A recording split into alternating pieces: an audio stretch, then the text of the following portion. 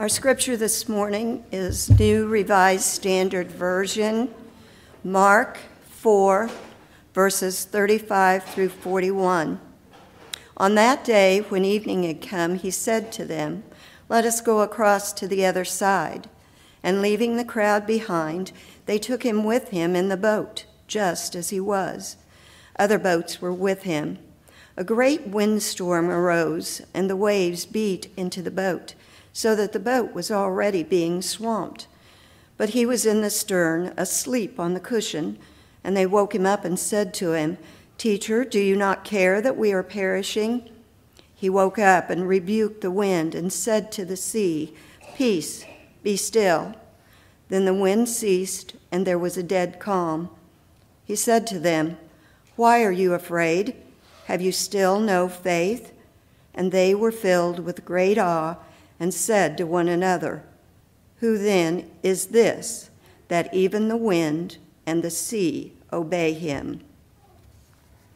Holy wisdom, holy word, thanks be to God.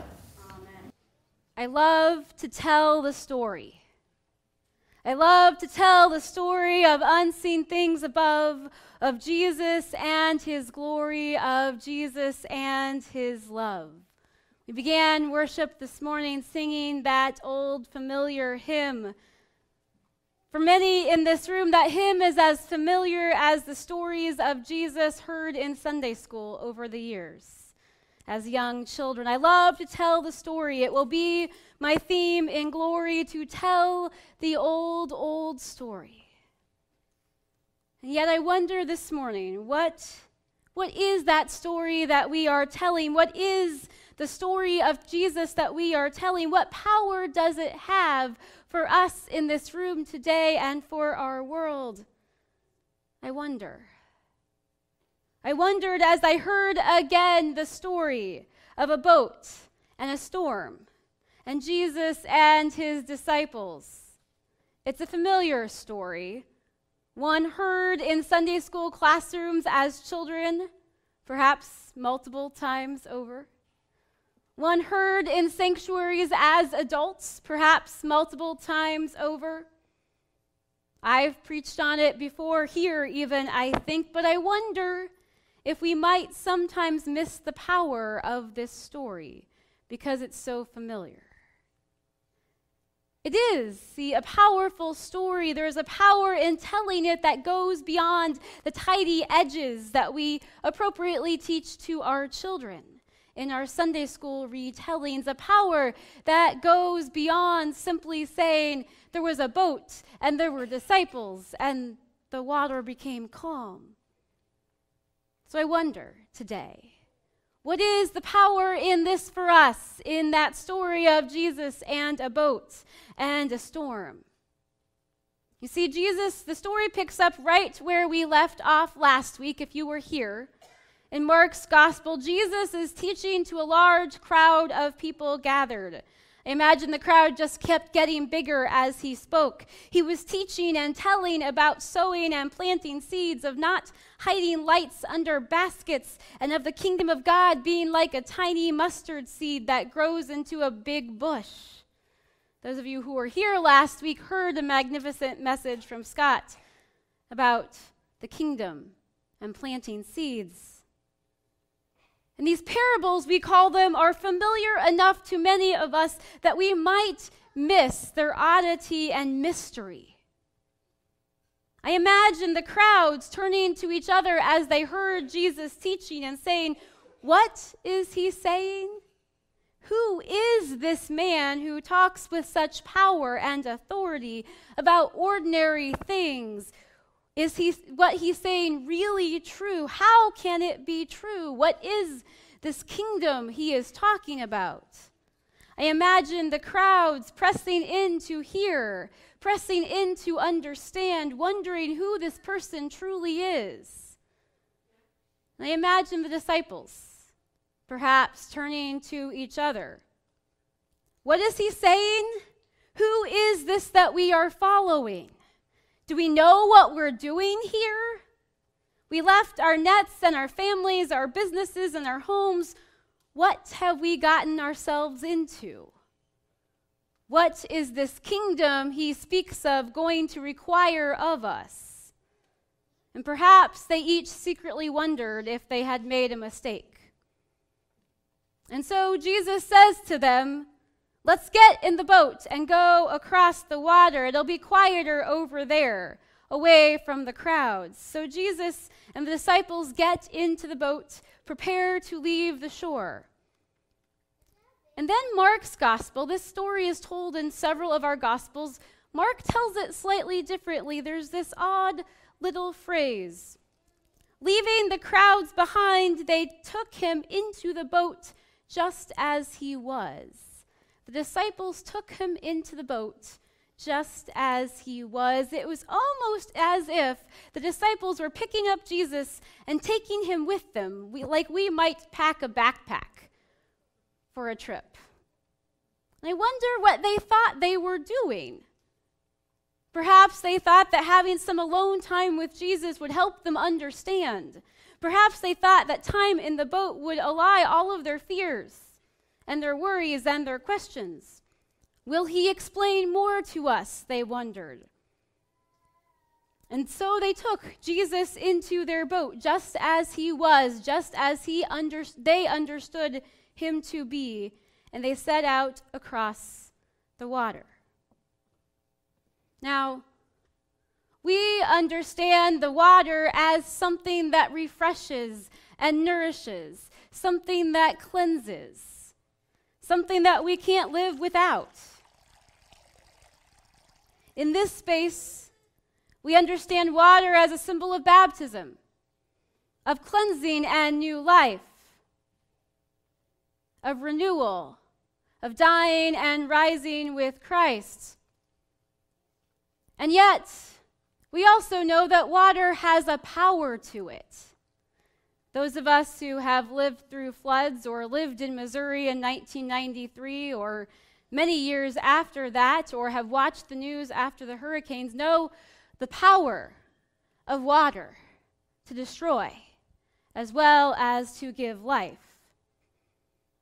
And so we have the disciples in a boat going out across the water. Here, this water is not simply something that nourishes, but it's a representation of power and fear of the unknown, powers beyond human control, powers of death and destruction. And so they're in the boat, and a storm comes. A windstorm blows up, and the boat is being swamped. The disciples, many of whom are experienced with life on the water, are worried and fearful. I wonder if they were even frantic. And Jesus is asleep. Asleep. Perhaps exhausted, as we might expect from a day of teaching the crowds pressing in. But he's asleep, and we wonder what the disciples are thinking about this. And so they go to him, and they say, "What are you doing? Don't you care? We are drowning. We are perishing." And Jesus responds with 3 words. He stands up, he turns toward the wind, and he says, "Peace, be still." And there is dead calm.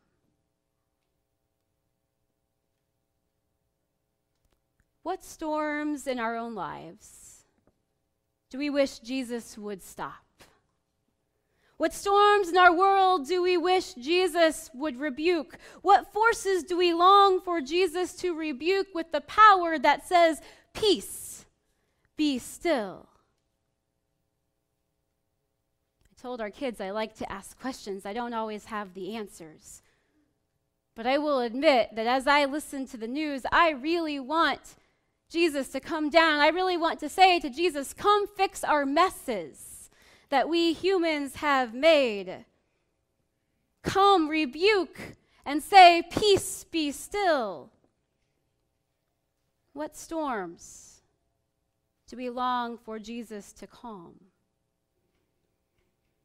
You see, the power in this story, or at least part of it, is not simply that Jesus made the water calm. It's that he has the power to confront earthly powers and transform our world. The disciples didn't fully realize.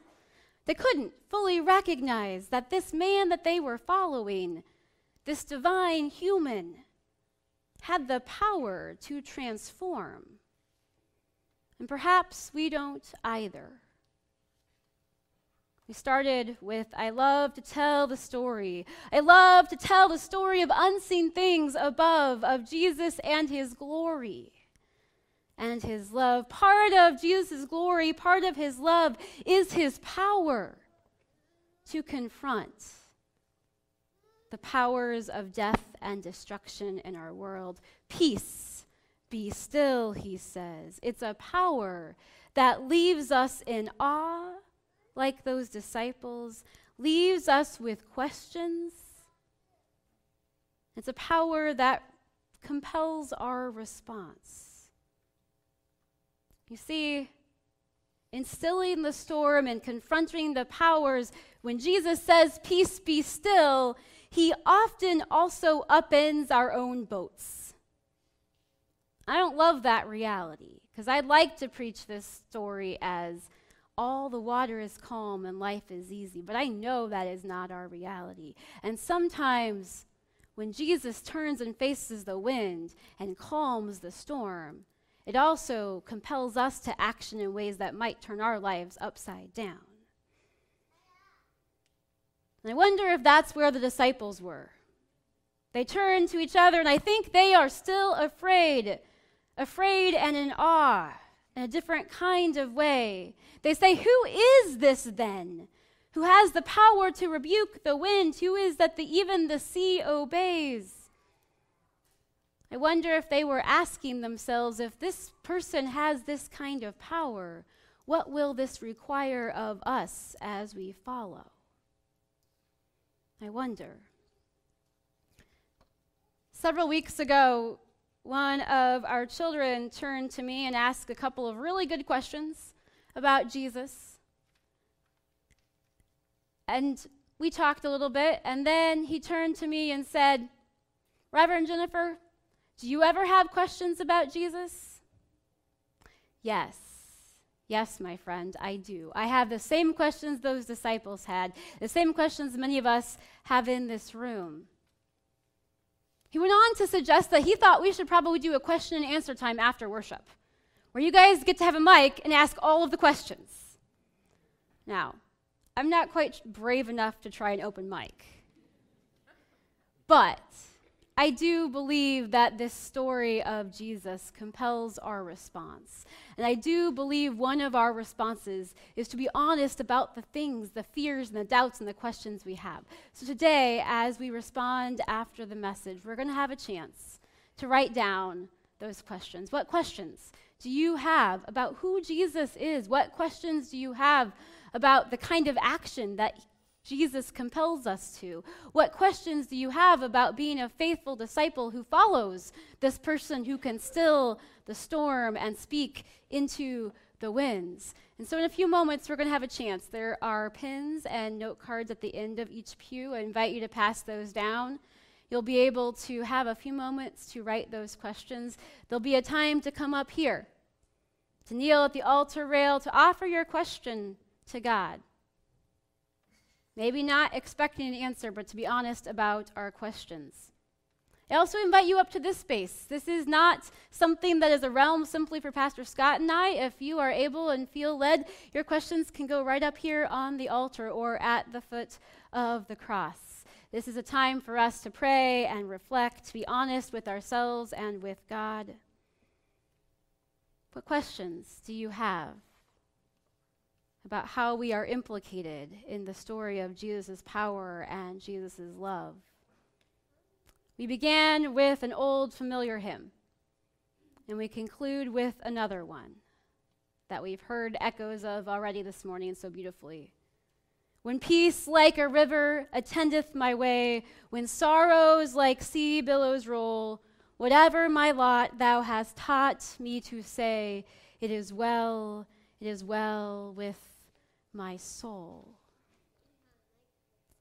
I heard this hymn recently sung at our Missouri annual conference.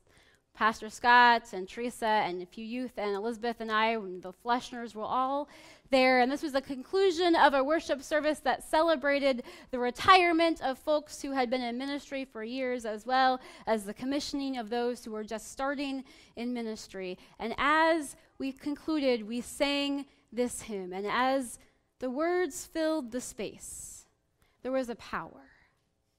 And there was a power as I realized, not because we were all saying, "It is well with my soul, and I have no questions or fears or doubts."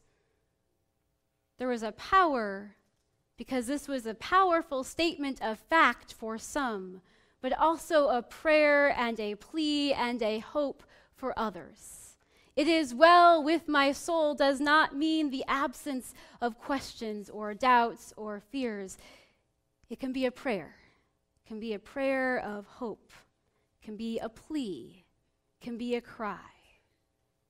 So as we respond in faith to God this morning, and we respond to Jesus stilling the storm, we do so with our fears and with our doubts and with our questions. And I invite you, as we do this, to sing as you feel led, "It is well with my soul."